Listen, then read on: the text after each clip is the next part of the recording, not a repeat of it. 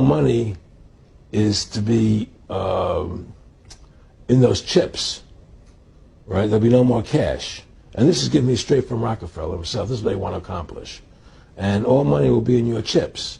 And so instead of having cash, anytime you have money in your chip, they can take out whatever they want to take out whenever they want to. If they say you owe us this much money in taxes, they just deduct it out of your chip digitally. Total control. Total control.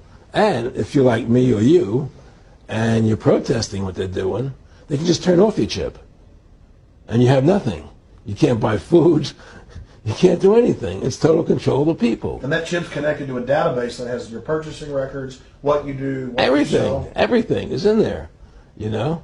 And so they want a one world government controlled by them, everybody being chipped, all your money in those chips, and they control the chips, and they control people. And you become a slave. You become a serf to these people. That's their goal. That's their intentions. Eric, can you be specific about when you met Rockefeller, how it happened in these discussions?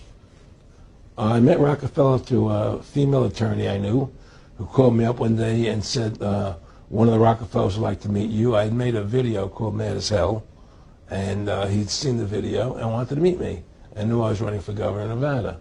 So sure, I'd love to meet him. And I met him, and I liked him, and he was a very, very smart man. And we used to talk and share ideas and thoughts. And he's the one who told me 11 months before 9/11 ever happened that there was going to be an event.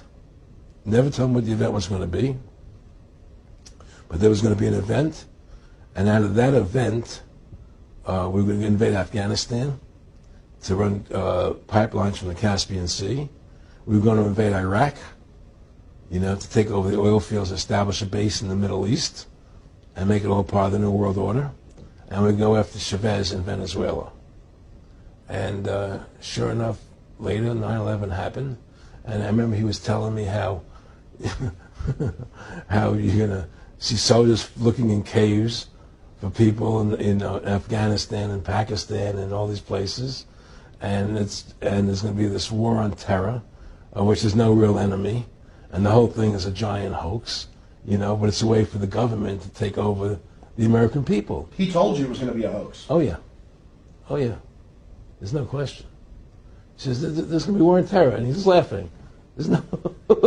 Who are we fighting? I mean, why do you think 9/11 happened and then nothing's happened since then?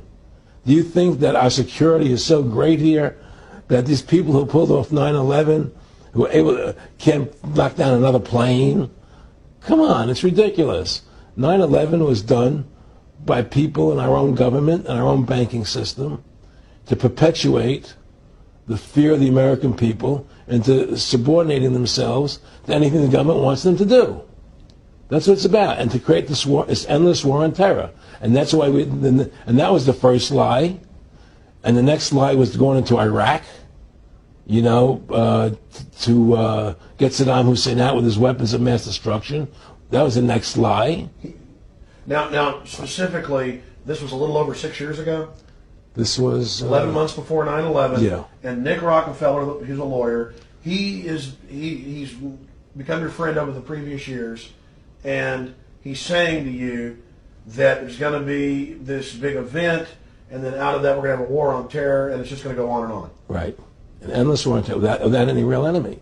That you can never, so you can never define a winner. And did he say that it's going to be perfect because you can't define an enemy? It just goes on and on? Yeah, because you can't define a winner. There's no one to beat, so it goes on and on forever. And they can do whatever they want. They scare the hell out of the American public. Look, this whole war on terror is a fraud. It's a farce. It's very difficult to say it out loud because people are intimidated against saying it. Because if you say it, they want to make you into a nutcase. But the truth has to come out. That's why I'm doing this interview.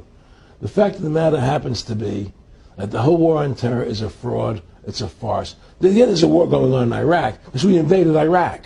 And people over there fighting, you know.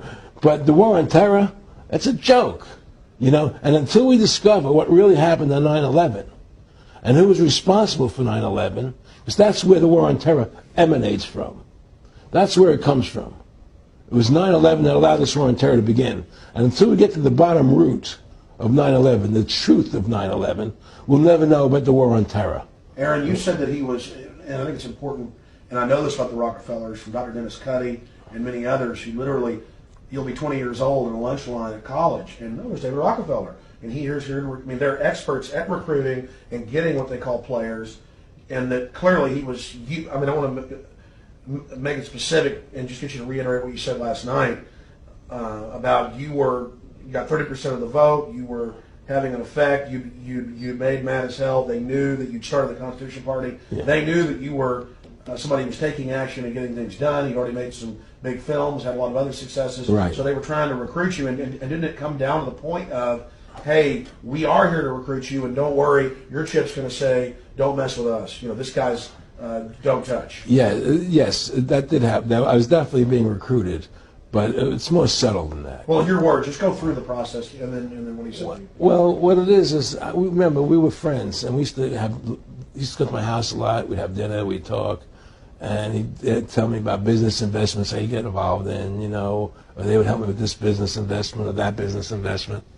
And was I interested in joining the Council on Foreign Relations? I would have to get a letter to join them, but was I interested in that? And, just stuff, leading you on. And I used to say to him that I never really did that because that wasn't where I was coming from. As much as I like you, Nick, your ways and my ways, we're on the opposite side of the fence. I don't believe in enslaving people. And he would come back with, "Oh, I do." Or? Well, it would be more like it's better for them. Well, it's more like how do I put it? It was like,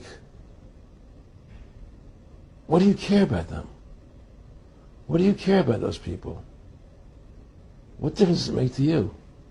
Take care of your own life. Do the best you can for you and your family. What do the rest of the people mean to you? They don't mean anything to you. They're just serfs. They're just people. It was just a lack of caring, and that's just not who I was. It was just sort of like cold, it was just like cold, and I used to say to him, what's the point of all this?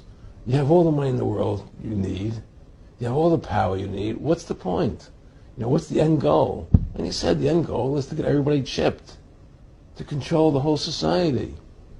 To have the bankers, the elite people, the bankers and some governor controlling the world.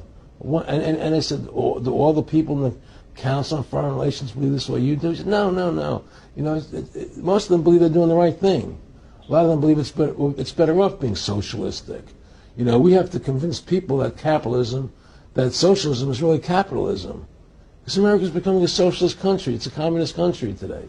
Well, one of the things they told me was that he was at the house one night, and he would talk, and he started laughing. He said, "Aaron, what do you think women's liberation was about?" And I said, I had pretty conventional thinking about it at that point. I said, I think it's about women having the right to work, getting equal pay with men, just like they won the right to vote. And he started to laugh. He said, "You're an idiot." And I said, "Why am I an idiot?" He said, let me tell you what that was about. We, the Rockefellers, funded that. We funded Women's Lib, and we're the ones who got all over the newspapers and television, the Rockefeller Foundation. He says, and you want to know why? He said, there were two primary reasons. And one reason was we couldn't tax half the population before Women's Lib. And the second reason was now we get the kids in school at an early age. We can indoctrinate the kids how to think. It breaks up the family. The kids start looking at the state as the family, as the school, as the officials, as their family, not as the parents teaching them. And so those are the two primary reasons for Women's Lib, which I thought up to that point was a noble thing. When I saw their intentions behind it, where they were coming from when they created it, the thought of it, I saw the evil behind what I thought was a noble adventure.